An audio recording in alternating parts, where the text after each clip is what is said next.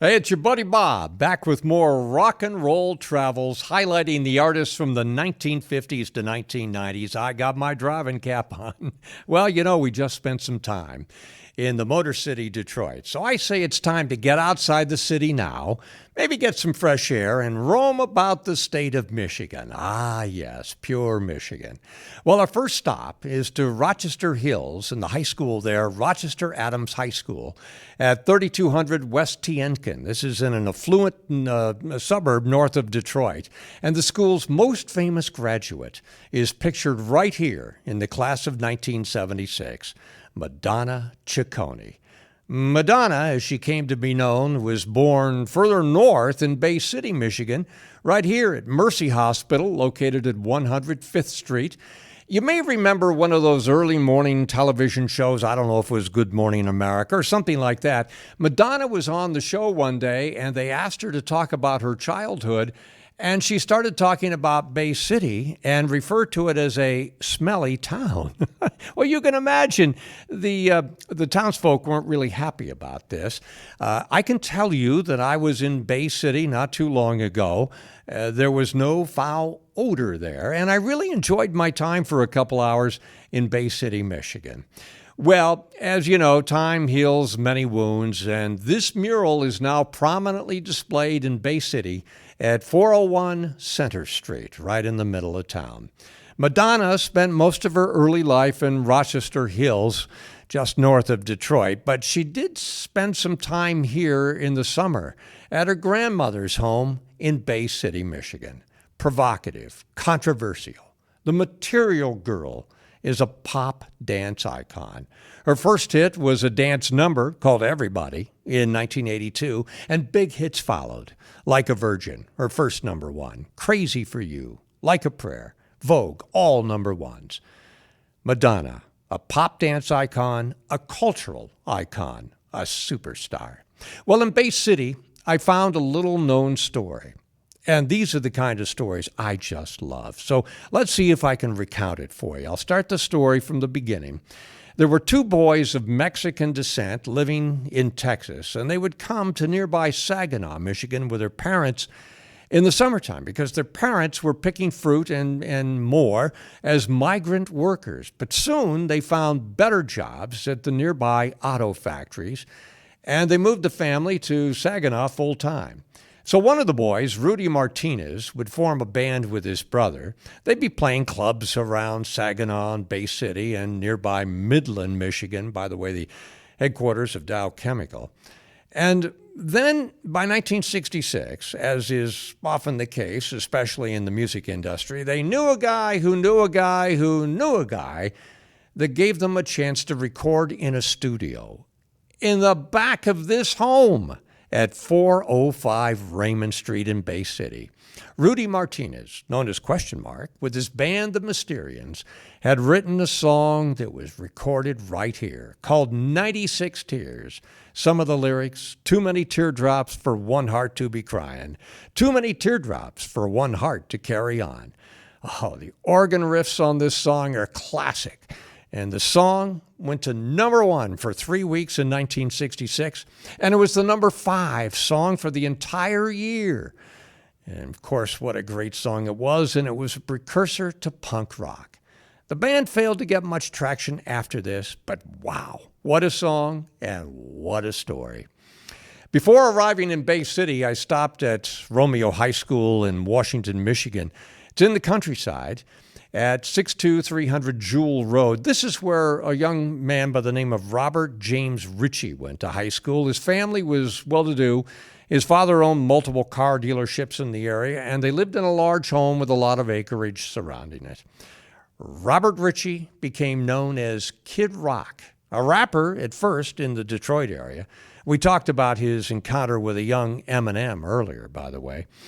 Well, from Romeo, we're on to Flint, Michigan, a little bit further north. It was once a thriving town with auto plants employing thousands. You might remember that documentary a number of years ago by Michael Moore called Roger and Me. It highlighted the decline and the blight of Flint, Michigan. Flint is the home of Mark Farner and Don Brewer, and they formed a band in the late 1960s called Grand Funk Railroad. And by the way, they took on a member of Question Mark and the Mysterians to be part of the band. Had some big hits in the 70s, like We're an American Band, Some Kinda Wonderful, and the rock version of the old Little Eva song, The Locomotion. Well, while I got on my way into Flint, I passed this bridge because I was specifically looking for it. The bridge is the Grand Trunk Western Railroad Bridge. And that's what inspired the name of the band, Grand Funk Railroad. Well, time to get back in the jalopy. Got my driving cap on. We're going to drive 3 hours through the country over to a small town of Coopersville. Everybody go to the bathroom. Going to be in the car for a while. We're going to see where a big performer of the 1960s grew up. His name was Charles Westover, and he grew up in this house in Coopersville. And here is his senior picture, which I got with the help of the friendly folks at the Coopersville Library. Yeah, senior picture, Chuck Westover became Del Shannon. And he recorded a song that went all the way to #1 in 1961 called Runaway. You know, My Little Runaway. The song prominently featured a Musitron, which made it sound a lot different. A Musitron was an early analog synthesizer. Well, other Del Shannon hits were Hats Off to Larry, Little Town Flirts, Keep on Searching. Del Shannon also wrote the song I Go to Pieces, which was popularized by Peter and Gordon in the mid-1960s. I met Del Shannon in the Cleveland area in the early 1970s, and here we are backstage. Sadly, Del Shannon took his own life in the early 1990s. Going to leave Coopersville, head down to Ann Arbor, Michigan. That's the home of the Michigan Wolverines. Now, directly across from the Wolverines basketball home called Chrysler Center, which, by the way, is inside Michigan Stadium, where the Wolverines play football. Across the street is Pioneer High School, formerly Ann Arbor High School at 601 West Stadium Boulevard. Iggy Pop graduated here in 1965. 2 years earlier, Bob Seger graduated from this school, and here's Bob on the Wall of Honor at Pioneer High School. Bob Seger started playing in bands in nearby Detroit and eventually met Detroit native Glenn Frey, who played on one of Seger's early hits called Ramblin' Gamblin' Man when it was known as the Bob Seger System. Now, their friendship continued over the years, and Seger told Frey that if he wanted to play in the band, that was great, but if he really wanted to amount to something, he'd have to write music, and we'll talk about that more in just a moment. In an article I read many years ago, Glenn Frey was talking about how he was driving around with Seger one day in the late 60s, listening to the radio, and some bubblegum song came on, and Frey said, "That's horrible." And Bob Seger, in his wisdom, said, "Well, it may be, but we should listen closely even if we don't like the song, because we need to figure out why it's a hit." Great wisdom from Seger. Well, Bob Seger, like Frey with the Eagles, went on to become big successes all over the world.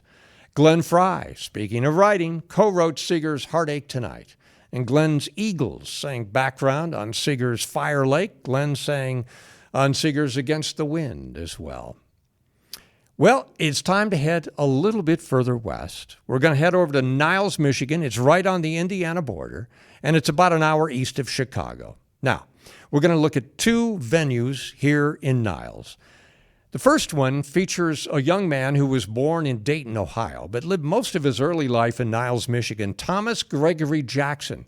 He came to be known as Tommy James with his band, the Shondells, and he recorded his iconic hit, Hanky Panky, in Niles. He recorded it at radio station WNIL, which was downtown Niles, now located outside of the city. The song was written by the great husband-wife songwriting team of Jeff Barry and Ellie Greenwich. They had dozens of hits in the 60s and 70s, songs like To Do Ron Ron, Be My Baby, Do Wah Diddy, Leader of the Pack. You get the idea.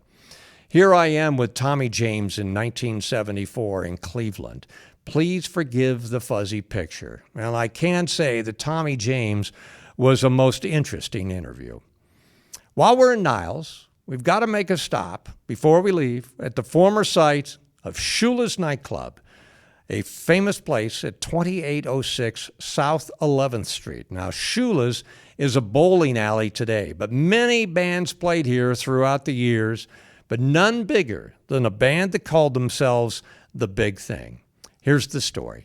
In late 1967, a band of 6 young men who'd met one another in Chicago, primarily at DePaul University there, got a gig at Shula's, and one of the band members' friends arranged to hear them. This guy was named James William Guercio. He'd played a part in the success of Chicago's Buckinghams over the previous 2 years, and he was now beginning to work with a group that was soon to be known as Blood, Sweat, and Tears, and they were pretty successful. Well, anyway, Guercio was impressed with these 6 young guys at Shula's, and he encouraged them to keep playing. Keep playing they did. Played gigs in the Midwest, and once back in their native Chicago, they played at a popular spot on State Street where they met the man who would become their lead singer. More on all of these guys when we take our tour of the Windy City on the Rock and Roll Travelogue.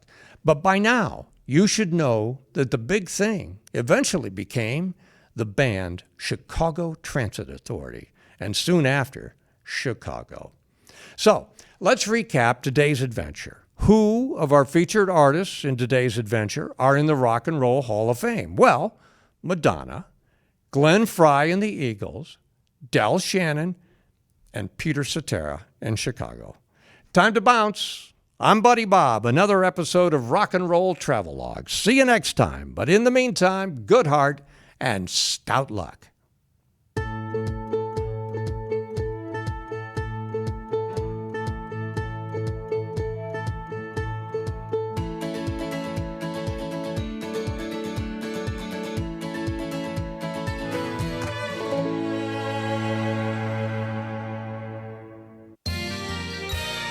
You are watching WCTV, Wadsworth Community Television.